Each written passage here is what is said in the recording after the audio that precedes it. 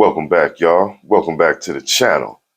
Now we got to talk about them Colorado Buffaloes. Remember, I said it was no reason for them, no reason that I saw for them to lose versus Kansas. Yeah, well, we saw a few reasons, so let's just jump right in and talk about them. You know how we do. If this world were mine. So the Colorado Buffaloes took on the Kansas Jayhawks. Man, everything was pointing towards them having a good, successful day. Leading up to this game. Um, yeah, but things didn't work out that way. Nah, they didn't work out that way. Uh, you know, Shador kind of went back to his old habits. They started out the game just, in a bad place. You know what I'm saying? Without Preston Hodge on that defensive end. Remember I talked about Preston Hodge uh, and the important piece that he is, being able to be that hybrid that they need and having the ability to play the way that he can play. Kind of like one of those glue guys. He kind of helps bring everything together. Remember, I talked about what it would be like when Shiloh was brought back into that lineup. If that kind of would mess up the glue. Not that is what it was, but just Preston not being there. Period. Um, was tough for the defense, and not that that was tough for the defense to begin with. Not having him to utilize as that Swiss Army piece back there. But then we'll stick with the defense real quick. The defensive line just yeah, they just got bullied and punked. Basically, it was tough for them to get pressure, and then a lot of times they were trying to play their responsibilities because they knew if they got too far up the field, they get hit with those screens or draws, or they didn't want Neal to get loose in that manner. But he did anyway. He found whatever running room he needed. And when there wasn't a lot of running room, he ran through tackles. And that was rare. It was rare where it was rare times when there wasn't enough running room for him. But yeah, a lot of missed tackles. A lot of missed tackles. Uh, Hill Green, man, I mean, he made a few tackles towards the end there, but my goodness, he was taking some bad angles, and he's been playing really well, really, really well. Um, Wade missed a few tackles, but I like the way he plays, though. I like the way he plays. Um, he's going to be a good one. I think he's going to be a good player on that defensive end. Maybe he should have went ahead and redshirted, but him deciding to play this game, I think, makes him ineligible for a redshirt season now.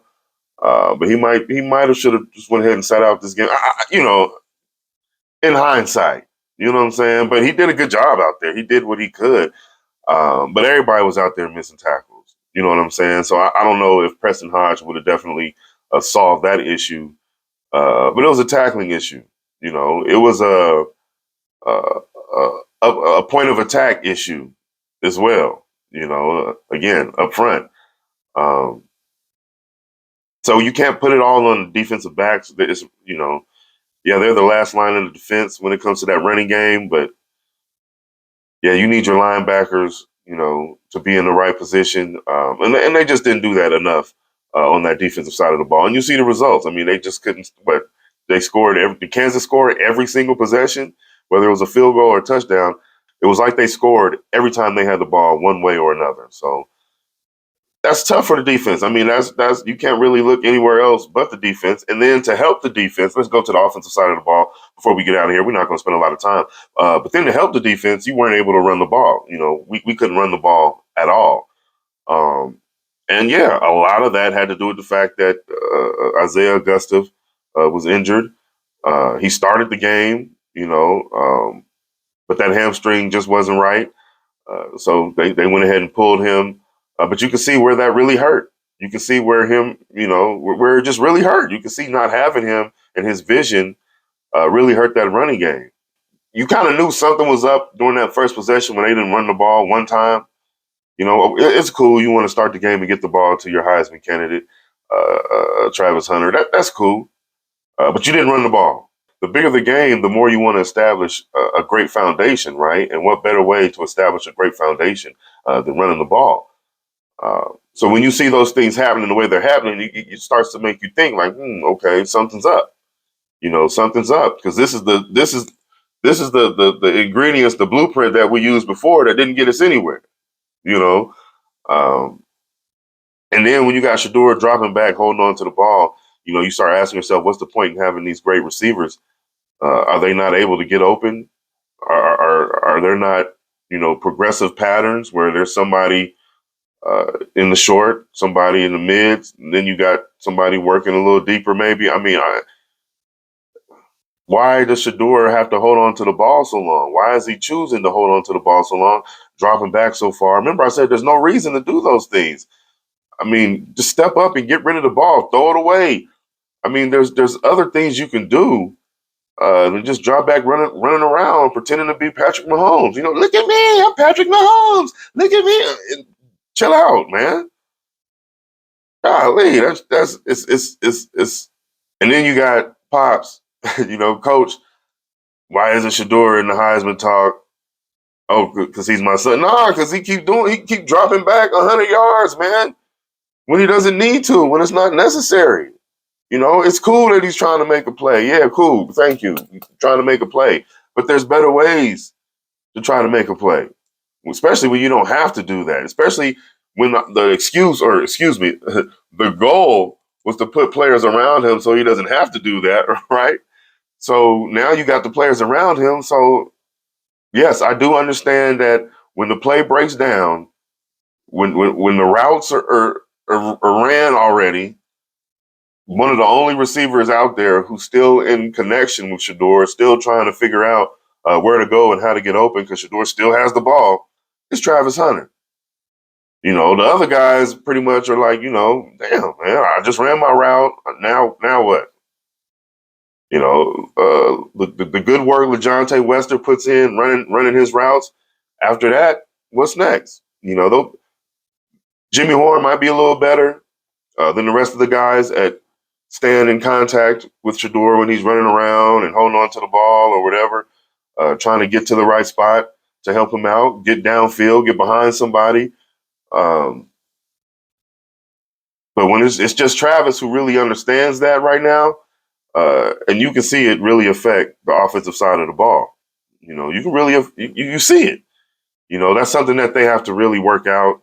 Well, shoot, I guess Shador. This is last season, so that's something he's going to have to work out for the future. Uh, Man, I mean, get rid of the ball. I mean, that's going to hurt him.